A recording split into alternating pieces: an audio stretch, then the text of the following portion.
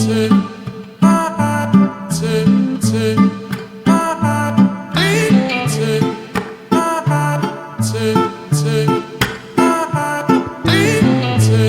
Students, आज मैं आप लोगों के लिए class 10 maths chapter 3 pair of linear equation in two variables इसका वीडियो नंबर 3 लाया हूं। Here I have brought some of the important MCQ type questions as per the new pattern of SEBA. This video is also beneficial for CBSE students as SEBA has already adopted the pattern of CBSE। ठीक है, so without further delay late us start. मैं आप लोगों को यह suggest करूंगा कि जब भी मैं ये कराता हूं मैथ्स के पेपर जो सॉल्व कराता हूं, आप लोग पेन पेपर लेके बैठिए। जैसे जैसे मैं एक साथ करता जाऊंगा आप लोग भी मेरे साथ कर लीजिए और उसके बाद PDF में डाल दूंगा, उससे आप लोग प्रैक्टिस कर लेना, जिससे आपकी पूरी तरीके से एक चैप्टर कंप्लीट हो जाती है। ठीक है, लेट अस स्टार्ट। पहला question case studies based question है। बोला क्या है कि अमित एक लड़का है who is planning to buy a house, एक घर खरीदना चाह रहा है। उसका लेआउट इधर है। The design and the measurement has been made such that areas of 2 bedroom और एक किचन का टोटल एरिया, 2 बेडरूम और एक किचन का एरिया है 95 स्क्वायर। ठीक है, स्क्वायर मीटर यह है। बेडरूम का देखिए एरिया, अगर हम देखें तो लेंथ है x और ब्रेथ है 5। ठीक है, 5x, 2 बेडरूम। तो यहां से हमारा क्या आ रहा है, क्योंकि पहला तो बोला है कि 2 बेडरूम और एक किचन का एरिया क्या होता है 95 स्क्वायर मीटर। तो 2 बेडरूम, एक बेडरूम का लेंथ है आपका x बेडरूम का। ठीक है, और ब्रेथ है 5, तो एरिया कितना हो गया, length into breadth which is 5x।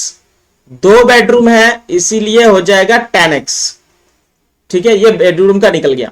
और एक किचन, किचन का लेंथ आपके पास है y और जो ब्रेथ है वो है 5, तो एरिया कितना निकल गया 5y। सो इक्वेशन आपका बन रहा है, क्या बोला गया है कि 2 बेडरूम और एक किचन का एरिया दोनों एक साथ होता है 95। तो 2 बेडरूम का 10x प्लस एक किचन का है 5y मिलके होता है आपका 95। यहां से हम लोग क्या कर सकते हैं कि 5 को कॉमन ले लेंगे तो क्या बचेगा 2x plus y equal to 19। ये अपना इक्वेशन 1 है। ठीक है, और क्या हम देख सकते हैं कि यहां पर नीचे देखें तो total length of that plot, ठीक है नहीं, ये जो लेआउट है उसका, ये घर का टोटल लेंथ अगर हम देखें तो 15। एक बेडरूम का लेंथ x, किचन का लेंथ y, और ये वाला जो हिस्सा है ये वाला हो गया आपका बाथरूम का 2। ठीक है, तो यहां से मेरा क्या बन पा रहा है कि एक आपका x है जो बेडरूम है, प्लस किचन है y, प्लस बाथरूम है 2, टुगेदर होता है 15। यहां से मेरा और एक इक्वेशन आ गया x plus y equal to 15 minus 2 which is 13। ये इक्वेशन 2 है। सो ऑप्शन नंबर ए मेरा करेक्ट ऑप्शन हो जाएगा। ठीक है, नेक्स्ट।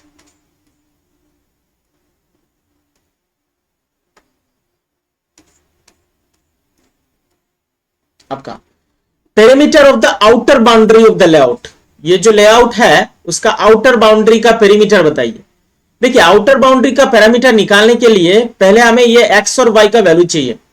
इक्वेशन हमने निकाला था 2x प्लस y 19 है और x प्लस y 13 है, ठीक है नहीं। इन दोनों को अगर मैं माइनस करूं तो क्या निकल के आता है देख लेते हैं एक बार। अगर मैं माइनस ही कर दूं तो क्या आता है, 2x से x गया, x ये कैंसिल आउट हो गया, 19 माइनस 3 विच इज 6। ओके, और उसी 6 को अगर मैं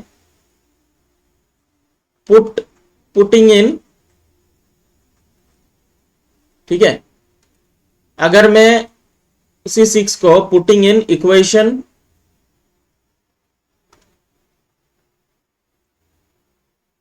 2, इक्वेशन नंबर 2 में डाल देता हूं तो x plus Y equal to 13, y equal to 13 minus 6 which is 7 हो जाएगा।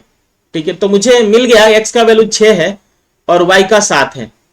ठीक है, क्या मिल गया, x का वैल्यू 6 मिल गया, y का 7 मिल गया। अभी हमें पेरीमीटर निकालना है। पेरीमीटर का फॉर्मूला होता है 2 into L plus B length. तो लेंथ आ गया आपका, लेंथ तो ऑलरेडी है 15 प्लस ब्रेथ, ब्रेथ में 5 प्लस 5 10, 10 प्लस 2 हो गया 13। ओके, तो 2 इंटू 28 आंसर हो जाता है आपका 54 मीटर। ओके, यहां पर बताया find the area of each bedroom and kitchen. हर एक बेडरूम का एरिया निकालो, तो यहां से निकाल देंगे। बेडरूम का एरिया 5 6 30 और किचन का हो जाएगा 7 5 इधर तो 5 है, 7 5 35, 30 और 35। So option number C. ठीक है, next find the area of living room in the layout. ये लेआउट है, ये लिविंग रूम, लिविंग रूम का एरिया निकालो। तो लिविंग रूम का अगर हम लिविंग रूम, ठीक है, इसका लेंथ कितना है 15 और ब्रेथ है 5 प्लस 2, ये वाला ब्रेथ है 7, तो टोटल हो गया 105। इसमें से आपका एक बेडरूम का एरिया माइनस हो जाएगा। बेडरूम का एरिया कितना है 5 और इधर 6 30, ये माइनस हो जाएगा। ठीक है, तो ये हो जाता है 5 minus 0 is 5, 10 minus 3 it is 75। तो 75 square metre area of the living room.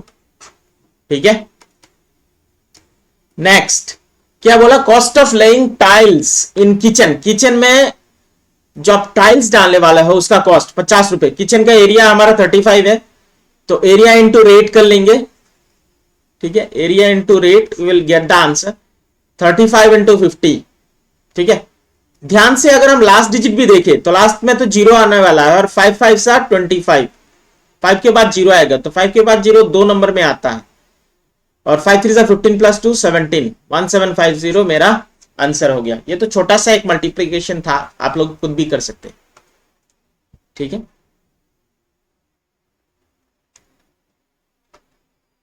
Okay,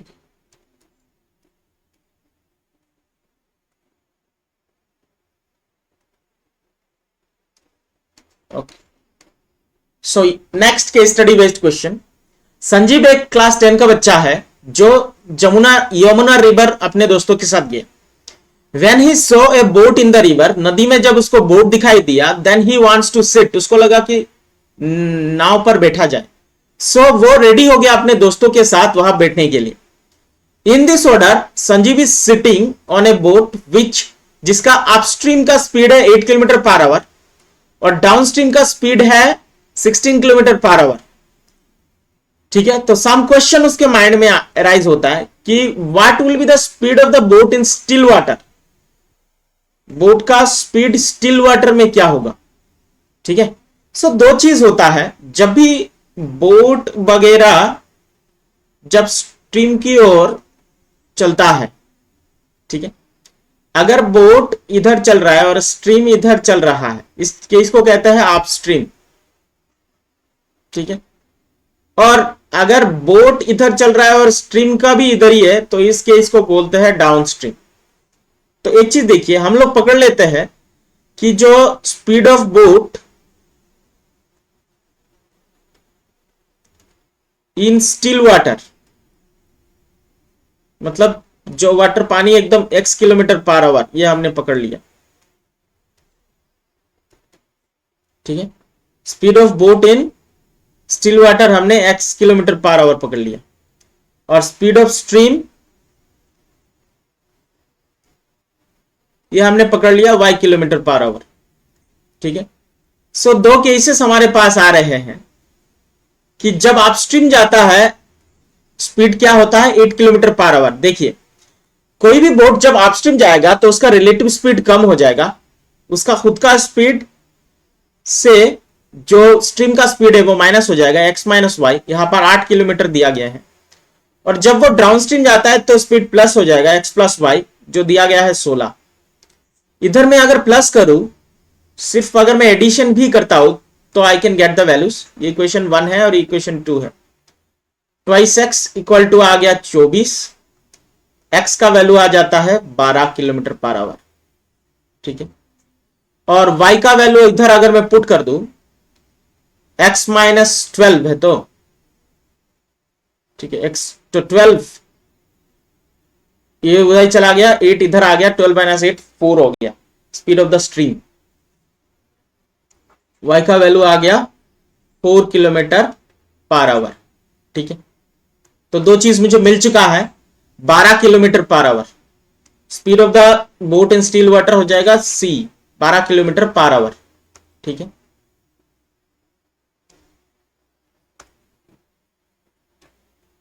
next question, speed of the stream हमने निकाला था 4 किलोमीटर पर आवर। विच मैथमेटिकल कंसेप्ट यहां पर यूज हुआ है, यहां पर यूज हुआ है pair of linear equation in two variables. ठीक है,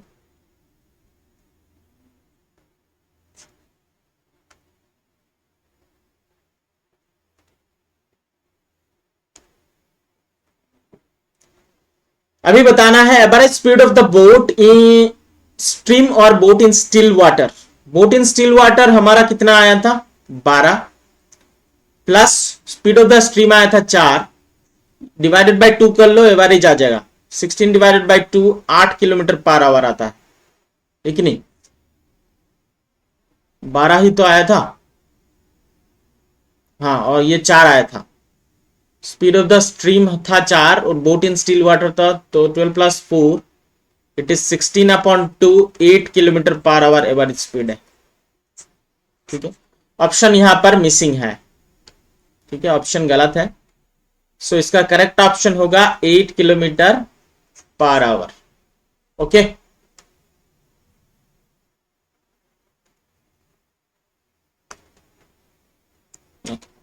अभी हम लोग करेंगे असर्शन रीजनिंग बेस्ड क्वेश्चन। यहां पर आपको कंसेप्ट आना चाहिए, अगर चैप्टर का कंसेप्ट आपका क्लियर है तभी जाके ये सब सवाल लगेंगे और आप आसानी से कर पाओगे। पहला क्वेश्चन बोला है कि the system of equation x minus 2 plus 2y minus 5 0 and 2x minus 6y plus 9 equal to 0 infinitely many solution होगा। और दो इक्वेशन का इनफाइनाइटली मेनी सोल्यूशन होता है जब a1 by a2 equal to b1 by b2 equal to c1 by c2, ratios of the coefficient. तो reason तो सही है, पहला वाला चेक करते हैं क्या ये सही है। पहला वाला a1 by a2 1 by 2 पहला सही है, equal to b1 by b2 2 by minus 6 not matching. इसका मतलब असर्शन गलत है और रीजनिंग हमारा सही है। तो हम क्या लिखेंगे कि a is false but r is true. ठीक है,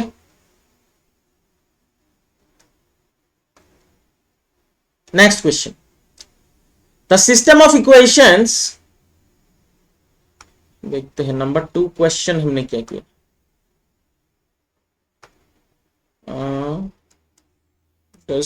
Did we have more questions? हाँ, यहां पर एक क्वेश्चन है, वो वाला देख लेते हैं। इन द फॉलोइंग क्वेश्चन, नीचे दिए गए क्वेश्चन में आपको बताना है असर्शन रीजनिंग। असर्शन में पूछा गया है x इक्वल टू 2 और y equal to 1, solution of this pair 3x minus 2y equal to 4 and 2x plus y equal to 5।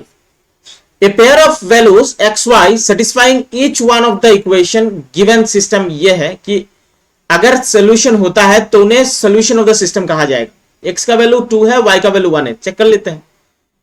3x 3 into अगर x के जगह में 2 डालता हूं, माइनस 2y 2 इंटू 1 डालता हूं, 3 2 6 माइनस 2 4 सेटिस्फाइड।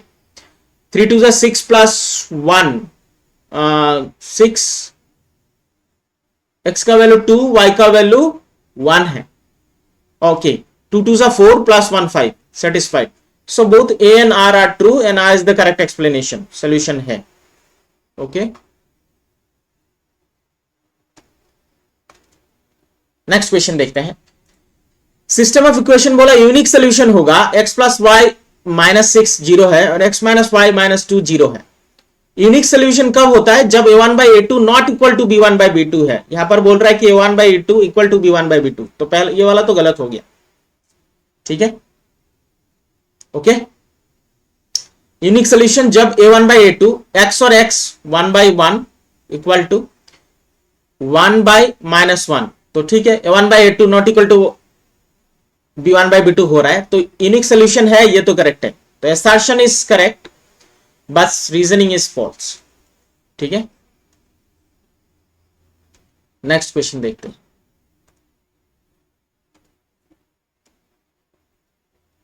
बोल रहा है pair of linear equation represent coincidental lines, अगर जब k का वैल्यू 6 है, कोइंसिडेंटल लाइंस होगा, और जिनका कोइंसिडेंटल लाइंस होता है उनका नो सोल्यूशन होता है, ये तो गलत है। जिनका कोइंसिडेंटल लाइन होता है उसमें इनफाइनाइटली मेनी सोल्यूशन होता है। ठीक है, और कोइंसिडेंटल लाइन कब होता है? जब a1/a2 equal to b1/b2 equal to c1/c2 होता है। तो लेट अस चेक, क्या बोल रहा है, x/3 मतलब 1/3, 2/k का वैल्यू कितना है, 6 है, और 7/21, तो ये तो 1/3 हो जाएगा और ये भी 1/3। सो ठीक है, a1/a2 equal to b1/b2 equal to c1/c2, assertion is correct, तो a is true, r is false. ठीक है, next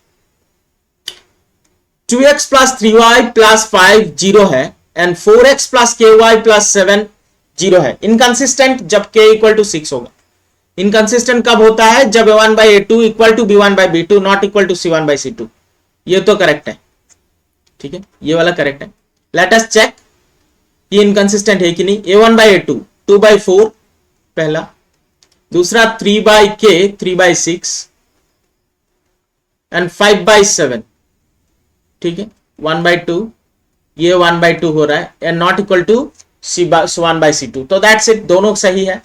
both a and r are true and r is the correct explanation of a। ठीक है,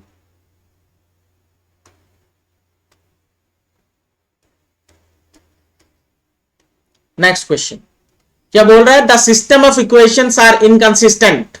ए pair of linear equation जिसका solution नहीं होता उसमें inconsistency होती है, ये तो सही है। तो इनकंसिस्टेंट है कि नहीं, लेट अस चेक। हमें चेक कब इनकंसिस्टेंट होता है? a1/a2 equal to b1/b2 not equal to c1/c2 जब होता है। तो लेट अस चेक। 2/3 पहला वाला फर्स्ट केस क्या है? 2/3 इक्वल टू 4/6 इक्वल टू -10/-12 मतलब 10/12 ही है। तो 2/3 ये भी हो जाएगा 2/3 एंड ये हो जाएगा 5/6। सो ठीक है, both a and r are true and r is the correct explanation. Inconsistent है। System of equation has no solution. No solution कब होता है? जब not equal to c1/c2, a1/a2 equal to b1/b2 not equal to c1/c2। ये तो correct है। k का value 10 है। Let us check. पहला वाला 3/6 इक्वल टू -y/-2, तो इधर से -1/-2 आया, और यहां से -5/-k, k is 10 only. Let us check now. 3 and 6 करेंगे तो 1/2 आएगा, माइनस माइनस कैंसिल 1/2, ये कैंसिल 1/2। लेकिन यहां पर क्या हो रहा है? यहां पर तो ये हो गया, सारे रेशियोज बराबर हो गए। a1/a2 equal to b1/b2 equal to c1/c2। In that case infinitely many solution आता है। ठीक है, सो अगर assertion सही मान लेते हैं, नो सोल्यूशन बोल रहा है, तो ये तो गलत है, इनफाइनाइटली मेनी सोल्यूशन होगा।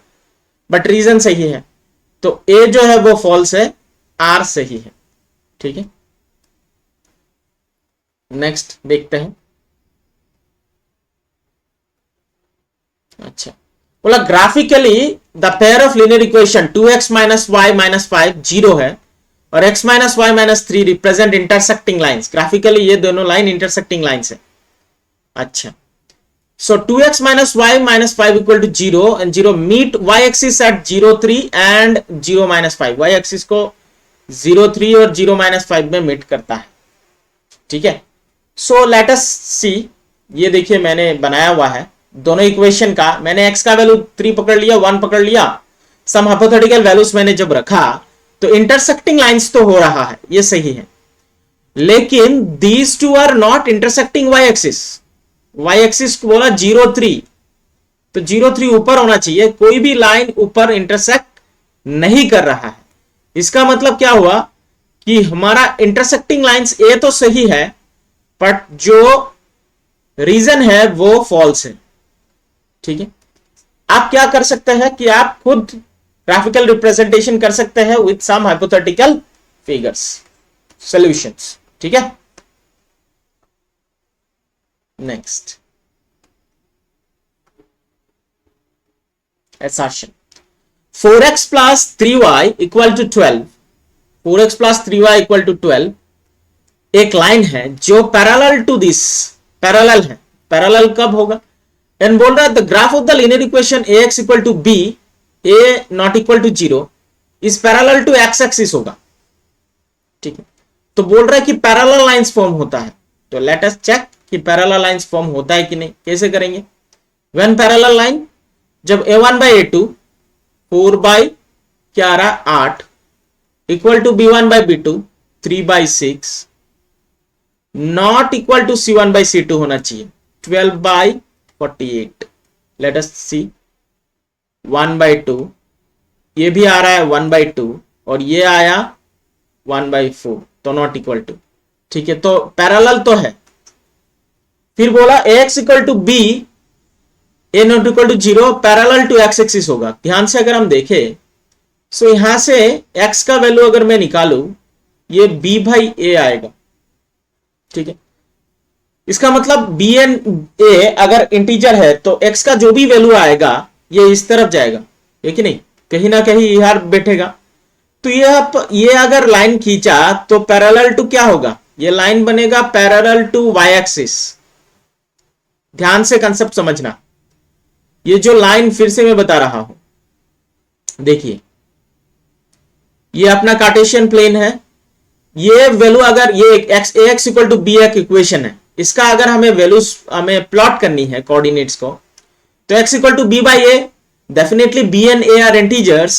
तब क्या होगा कि यहां पर जो भी है वैल्यूज आएगा, इधर या तो पॉजिटिव आए या निगेटिव आए, कोई आएगा।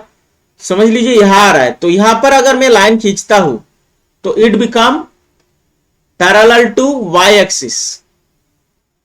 ठीक है, x एक्सिस नहीं हो रहा है, तो इसका मतलब रीजन गलत है। ओके, सो a सही है, r फॉल्स है। क्लियर? नेक्स्ट देखते हैं।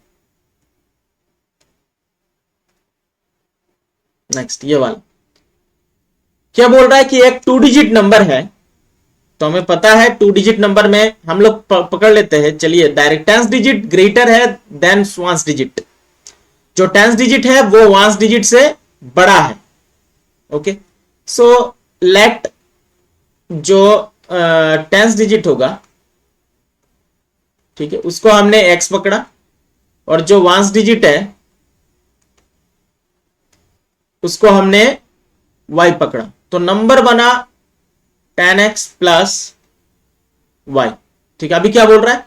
ये 2 डिजिट नंबर हमें मिल गया, is greater than 1 is obtained by either multiplying sum of the digits by 8 and adding 1। sum of the digits x plus y होगा, है कि नहीं? x plus y, इसके साथ 8 मल्टीप्लाई करेंगे और फिर ऐड 1 कर देंगे। ठीक है, या फिर कैसे बनता है? और multiplying the difference of the digits by 13 and adding 2।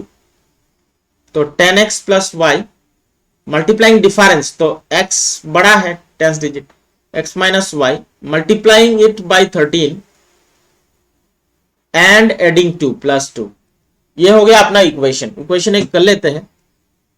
अगर मैं इक्वेशन करता हूं तो 10x plus Y 8x plus 8y plus 1 क्या बनता है? 10x माइनस 8x बनेगा आपका 2x plus y minus 8y बनेगा माइनस 7y और माइनस 1। ये अपना इक्वेशन है। ओके, दूसरा भी कर ही सकते हैं। क्या ये सेटिस्फाई कर रहा है? जो नंबर है बोला 41 है। ठीक है, जो नंबर है वो 41 है। तो 41 क्या बोला, कैसे ऑब्टेन होगा, sum of the digits multiply by 8, तो 4 + 1 5 मल्टीप्लाई बाय 8 एंड एडिंग 1, 8 5 जा 40 + 1 41, पहला तो सेटिस्फाई कर रहा है, ठीक है। दूसरा क्या बोल रहा है कि difference of the digits and adding 2 multiply by 13, तो देख लेते हैं 41 होता है कि नहीं। डिफरेंस ऑफ द डिजिट्स 4 - 1 हो गया 3 मल्टीप्लाइड बाय 13 एंड एडिंग 2, 13 3 जा 39 प्लस 2 कितना होता है 41, बोथ आर सेटिस्फाइंग, ठीक है, बोथ आर सेटिस्फाइंग। इसका मतलब असर्शन तो सही है, पर क्या बोला इक्वेशन ये यूज हुआ है, नहीं, इक्वेशन ये वाला यूज हुआ है 2x - 7y - 1, पर ये तो ये नहीं, सो रीजन गलत है, ठीक है, ये सही है, रीजन गलत है।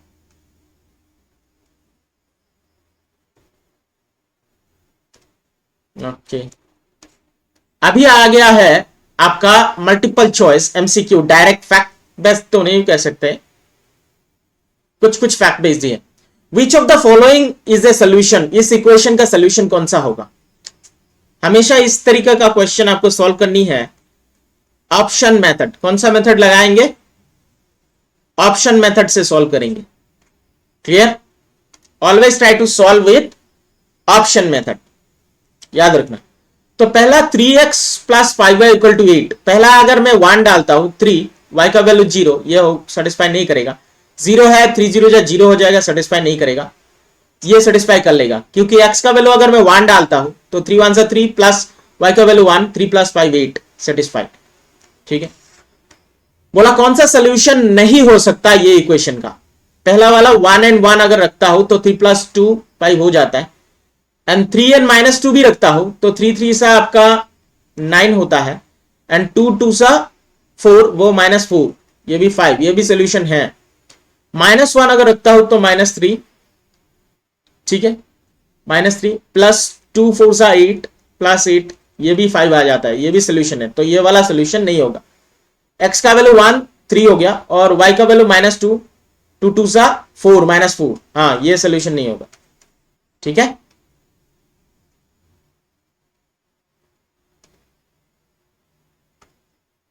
नेक्स्ट क्वेश्चन देखते हैं।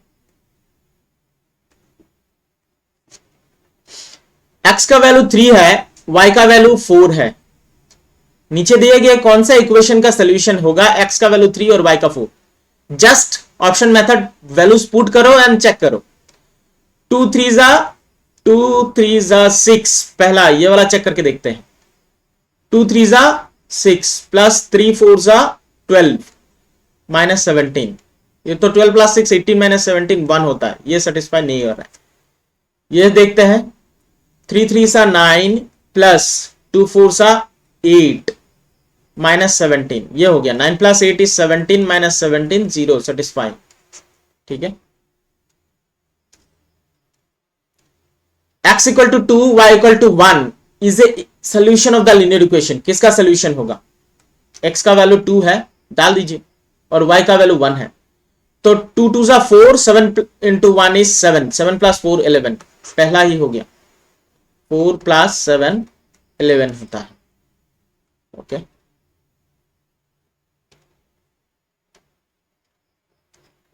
नेक्स्ट क्वेश्चन क्या बोल रहा है कि the point of intersection of the lines represented by, ठीक है, point of intersection and the x axis, एक लाइन गिवन है जो पॉइंट ऑफ इंटरसेक्शन बताया गया है। The point of intersection of the lines represented by, ये पॉइंट ऑफ इंटरसेक्शन और एक्स एक्सिस के बीच में क्या है, इंटरसेक्शन है। ध्यान से देखिए, कोई भी अगर लाइन और एक्स एक्सिस, तो what is the equation for x axis, x axis का इक्वेशन क्या होगा, वाई का वैल्यू 0, क्योंकि कोई भी टर्म अगर एक्स एक्सिस में आना है तो वाई का वैल्यू 0 होना पड़ेगा, और वही वाई का वैल्यू 0 अगर मैं इधर पुट कर दूं तो मुझे मिल जाएगा एक्स कोऑर्डिनेट, देखिए 3x - 2 × 0 = 6, ठीक है। तो x = कितना आ गया, 6/3 which is 2, 2 and 0। Option A मेरा करेक्ट हो गया। ठीक है, फिर से मैं बता रहा हूं, ध्यान से कॉन्सेप्ट को समझिए कि एक्स एक्सिस का जो what is the equation of x axis, कोई भी पॉइंट अगर सिर्फ एक्स एक्सिस में हो तो वाई कोऑर्डिनेट मस्ट बी 0। ठीक है, नेक्स्ट, 5 चेयर और 4 टेबल का कॉस्ट 2800 रुपए। तो पकड़ लीजिए कि एक का दाम x है और टेबल का दाम y है, तो 5x प्लस 4y टुगेदर 2800, और 4 टेबल और 4 चेयर 4x प्लस 3y 2170। ये अपना ऑप्शन हो गया। क्लियर?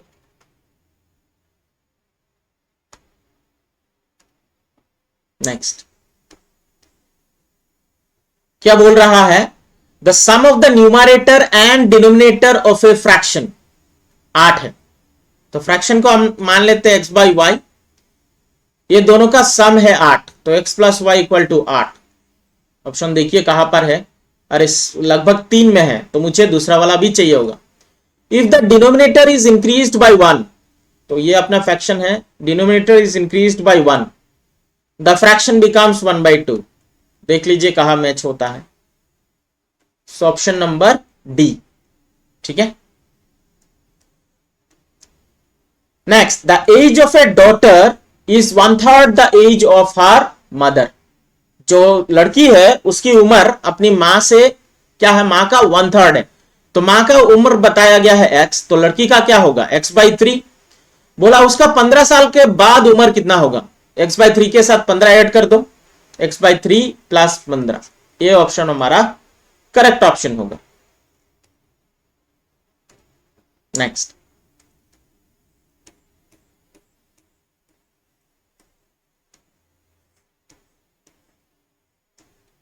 ओके, क्या बोल रहा है? The sum of two number 137 and their difference is 43। दो नंबर का सम 137 और डिफरेंस 43। ऑप्शन नंबर सी हमारा करेक्ट ऑप्शन हो जाएगा।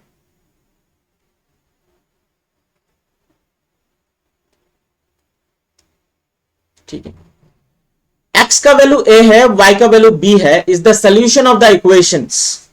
ठीक है, x का वैल्यू a और y का value b is the solution of the equations x minus y equal to 2 और x plus y equal to 4। Then the values of a and b, a और b का value क्या होगा?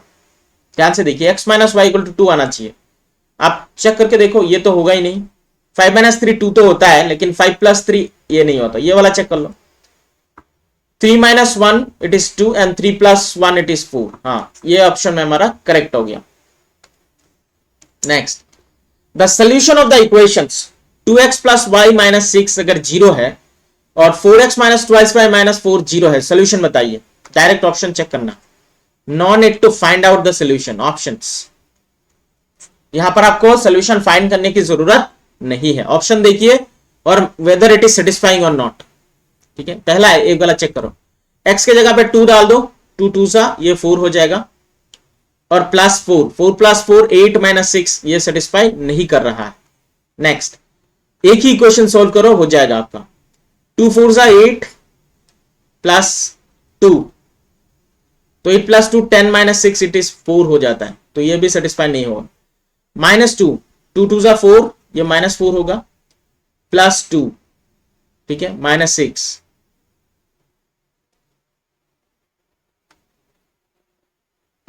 Plus 2 minus 6, ये satisfy बिल्कुल नहीं करेगा, तो ये वाला सेटिस्फाई करेगा। 2 2 सा 4 प्लस y का value 2 and minus 6 equal to 0, satisfying D. ठीक है, सो दैट्स इट बच्चों। हम लोगों ने करीब करीब मेरे हिसाब से 30 से ऊपर सवाल किया है। आप लोग ये सारे क्वेश्चंस क्या करना, सारे क्वेश्चंस प्रैक्टिस करना। प्रैक्टिस करने से क्या होगा, आपको चीजें आसानी से समझ में आएगी और एग्जाम में कोई भी चीज नया नहीं लगेगा। जितना ज्यादा आप प्रैक्टिस कर लोगे उतना ही ज्यादा आप आसानी से सोल्व कर पाओगे और टाइम भी कंज्यूम नहीं होगा 45 क्वेश्चन जो एमसीक्यू का आएगा वो कंप्लीट करने में, because nobody is going to see the method you have applied. Each and everyone is going to see your OMR mark. ये तो देखेंगे ना, OMR देखेंगे, ऑप्टिकल मार्क रिकॉग्निशन, आपने कैसे ओएमआर में गोला लगाया है, दैट वन वही दिखाया जाएगा। आपने how did you do, nobody will check it. Okay, so जितना ज्यादा हो सके शॉर्टकट मेथड अपनाइए ताकि टाइम कंज्यूम कम हो सके और बाकी पोर्शन में हम अच्छे से दिमाग हल्का करके लगा सकेंगे। और मैं तो कहता हूं कि मैथ्स एक ऐसा पेपर है, थोड़ा सा ध्यान देके अगर आप पढ़ोगे, so it is very easy to secure more than 95 plus, वो भी क्लास 10 का। ठीक है, आप 95 प्लस सिक्योर कर सकते हैं। सो होप आप लोगों को ये वीडियो अच्छी लगी होगी। अगर अच्छी लगी तो दोस्तों के साथ शेयर करिए और इसका पीडीएफ में डाल दूंगा। ठीक है, so that's it. Okay student, good bye, have a good day ahead.